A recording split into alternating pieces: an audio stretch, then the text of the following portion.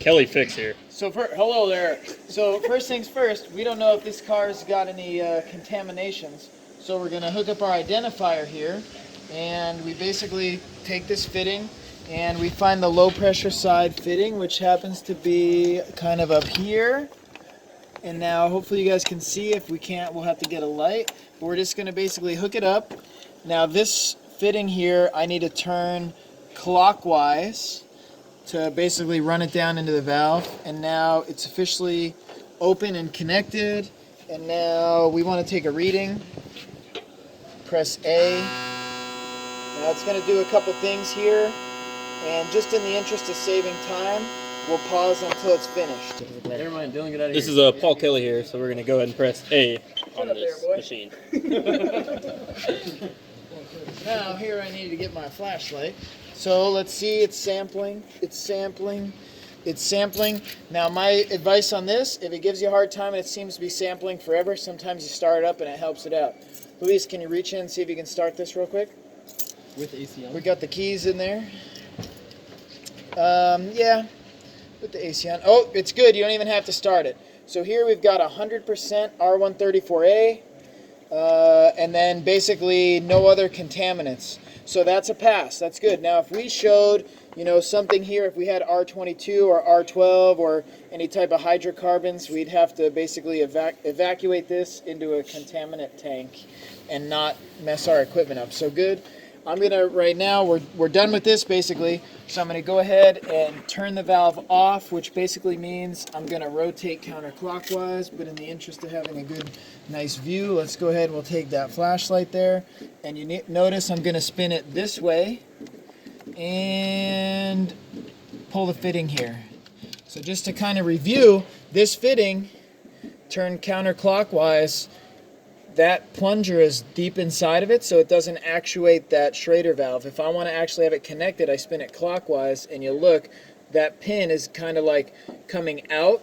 It's going to actually press down on the Schrader valve, so that's actually what connects it. So we're going to pull this identifier off. Being that it passed, I'm going to hand it to Gonzalo. He's going to move it out of our way. The next step, we're going to hook up our AC machine. Now don't trip. And we're going to hook up our high pressure and our low pressure, which they started with these counterclockwise, so that's good. High pressure we've already got hooked up. Low pressure, we're going to go ahead to that same port. Go ahead, you're going to click it on. Make sure, and then we're going to actually open that valve by turning it clockwise now. And there was just a slight hiss there, which you may or may not have been able to hear. Now this is an important step. So this AC machine, is this your flossing thing? What does that word say? Now this machine could do a number, don't worry about that word. This machine could do a number of things, but the first step I'm interested in is seeing how much pressure we had in this system. So what do you guys see right now? 0 and 0. I'm going to double check our high side's open. It wasn't, but it's open now. And so we have 0 and 0. Let me tell you what that means. This is a static pressure reading. If it has 0 psi, this thing was empty, it was low. We need to charge it. So we'll kind of run through some of the basics. First thing is first, I want to start with a recover just to get anything that's in there out. So I'm going to start with a recover. Now we have another 32 pounds left on this filter before it locks out. We're not going to replace the filter right now. We're going to delay that till that service guy comes on Thursday. Now note, I hit recover. Recover what's in there, and it said low recover pressure, check connections. I already checked them. This is when you make sure that you have the valves open, which means kind of like the counterclockwise on that fitting, right? Well, recover anyway because I checked them. Yes. Now this recovery should be really quick because basically it's already empty and it knows it. So it's doing its recovery and then it's going to clear the hoses, and so that just takes, sometimes a couple minutes potentially. So it sounds like it's about ready right now, actually. Okay, it's going to do a 5-minute timer. So look at that timer, then we'll pause it. We'll come back when it's at about 30 seconds. Now, I almost forgot to mention, we made a note of the oil here. And if you can see, it looks like we're at this 110. Is that what that is? No, it's about 150. This is 60. What's that number? 180. That's one. Are you sure that's 180 or 100? 180. Positive. Yep. 100%. Yep. All right, so if we're at 180 and that's 200, what do you think that reading is? About 190? I'm gonna say about 190. So we're just gonna remember that number. Now we could also measure it in ounces here. And so we've got 1, 2, 3, 4, 5. We got basically 6 1/4 ounces. We'll just keep that in mind because after this, several minute recovery is over, we'll have to note how much oil came out of it. So we can pause it and wait. Soapy water. All right, so to kind of get you up to speed, we got about 20 something seconds remaining. So to explain what happened here, the recovery is pulling the refrigerant out of the vehicle, at which point it also pulls oil with it, which is why we checked down here how much oil was in this used tank. And then we're gonna see how much is in it after the recovery so we know how much came out. So it's pulling the refrigerant, it's putting it into its internal tank, it's separating the oil. Now the machine is gonna tell us exactly what came out. In this case, 0 pounds, maybe just as you can see, 0.02 pounds roughly. At this time, we don't wanna disturb this machine, it's weighing its tank. So we don't wanna push it and move it. Now at this point, it's gonna separate the oil. Now you may look down here and see the oil level come up, but maybe not. Maybe not. It pretty much is just below the 6.5, right where it was. You know what that means? It probably didn't really recover any oil either. So I think this system was just totally empty. Now, let's watch it. Anything? Is it going up just a little? Yeah, it is, just a little bit. There, it's at 6.5 now. Wait, it is. Yeah, it is. It is. You can see it. It's just hard to see. Maybe better like this. It is better like that. So it's just it minimal. I'm gonna say maybe like 1/4 ounce came up. Almost nothing. Very little. So remember, because this is what it says. It recovered 0.02 pounds, so it's practically empty. And then it says check oil bottle, and we got maybe about 1/4 ounce of oil. So that means it pulled the refrigerant, ran it through its filters and dryer, and now we have that refrigerant. It's almost nothing. And we got about 1/4 ounce of oil. So the next step that we would do is because we're not going to replace anything yet, we don't know if it has a leak, we're not doing a service, we're just going to go ahead and do a vacuum. Now there's some debates on how long we're going to vacuum this for. 10 minutes is kind of a minimal amount of time. If you want to really do a good job, you should do 45 minutes. Because this is a demonstration, we're going to I wouldn't do this, but we're going to do 1 minute just because this is a demonstration. And we're going to press enter. Do we want to leak test it? Well, heck yeah, we want to leak test it. So note, it's going to go ahead and it's going to run for its 1 minute. Now, a thing to do before you do that would be good, is over here, at least on this machine, this is the oil level for the vacuum pump. Now that light may be a little bit too bright, but hopefully you can see that oil level there. Can you see it? This is the vacuum pump oil. And it happens to be in the range, so that's good. That would need occasional maintenance, oil change basically. So while we're waiting our 32 seconds, we can look at these gauges. Now note, those gauges at that last step were roughly 0. You see it's pulling the gauges now into vacuum territory, which is good because the longer we leave it negative, like in an actual vacuum, the lower we get it, basically the more the water is going to effectively boil out, because in a vacuum, water will boil, turn into a vapor at a lower and lower and lower temperature the more and more vacuum we get. So we want to get as much vacuum as we can. Once the vacuum time is up, it's going to go ahead and do a leak test. Now, normally you'd wait 10 minutes. So the name of the game in AC is being able to get this machine to do its own thing, and you walk away and you do another job, or you get some stuff ready, or you pull your other car in or whatever. In this case, we're going to watch it for a period of time. Then I'm going to manually override and bypass it. But note, we were at 30 here, 30 inches of mercury on the low side. The high side doesn't really measure vacuum, but the low side gauge actually does measure it. So sometimes you can even just watch this. It looks like so far it's holding pretty well. If it does have a leak, it's not a major leak. If it was a really bad leak, you'd see this vacuum reading deteriorating and getting closer and closer to no vacuum anymore. And so this machine is monitoring it. It has another basically 9 minutes to go. And so just because, again, this is a demonstration, I'm going to kind of override it.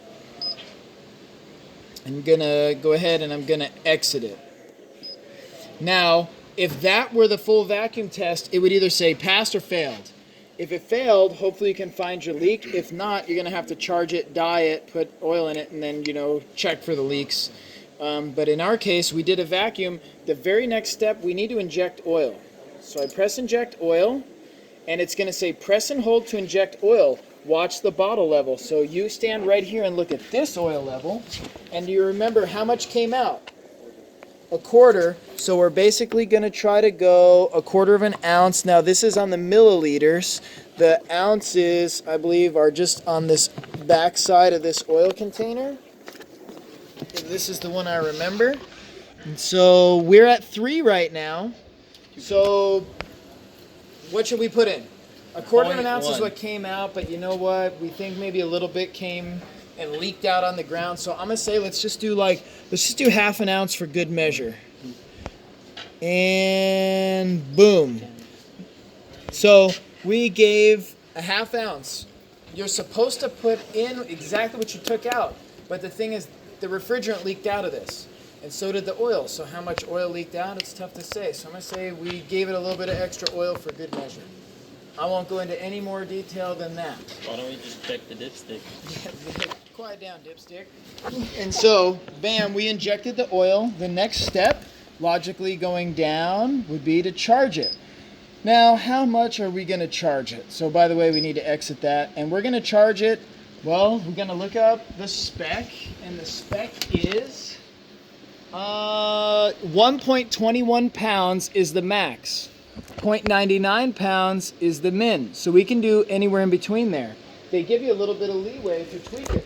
In some climates, the lower side may be a little better. In other climates, the higher side may be a little better. In this case, typically we want to charge it with the max, but for me, I'm going to say 1 pound. Now remember what I told you guys. If that was asking us to charge it in something other than pounds, go ahead and click some buttons. You could charge it in grams.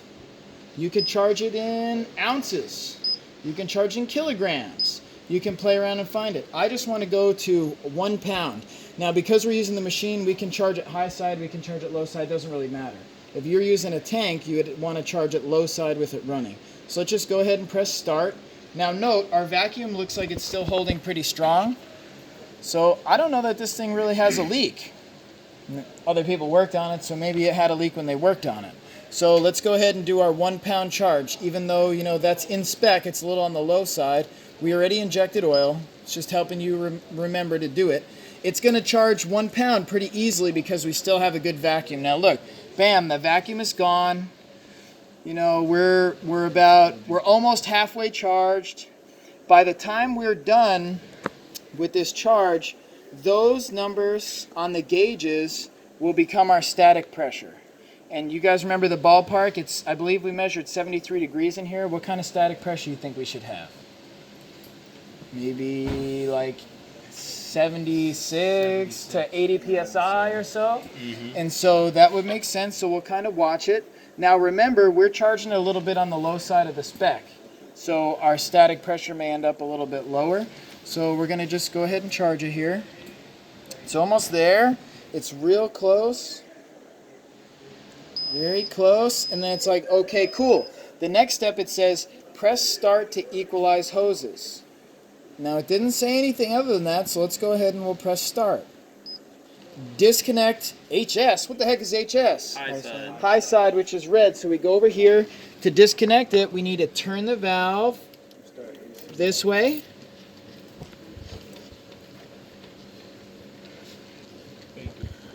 Lift the coupler with my fingers here. And then it says, connect low side hose, start AC max, and then start to continue. So who could start this car and turn the AC to max? Well, what's it say? connect low side. Wasn't already connected though? It still is connected, so we left it connected. Oh, okay. Yep. Disconnect the high. So we're gonna start it up. AC. Ready? This car doesn't start. Doesn't have a key. Go ahead. Still a no. Pause. Yeah, it's on video operated. Get the big red one. Try it again. Right in your spot. All right, fill it. All right, so we're gonna go. Oh, I was already recording. All right, Luis, go ahead and start it. Now we got the jump pack on. All right, now watch what it says here. You got the AC on? And then we're gonna press start. Now note, it's equalizing the hoses.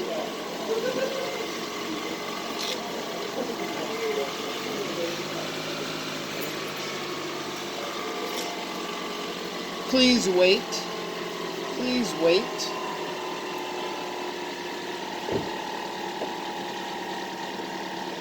Never said it was the fastest process.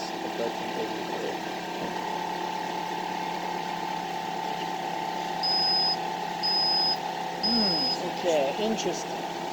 Now we're going to go ahead and disconnect the low side hose by turning it like this and then pulling the fitting.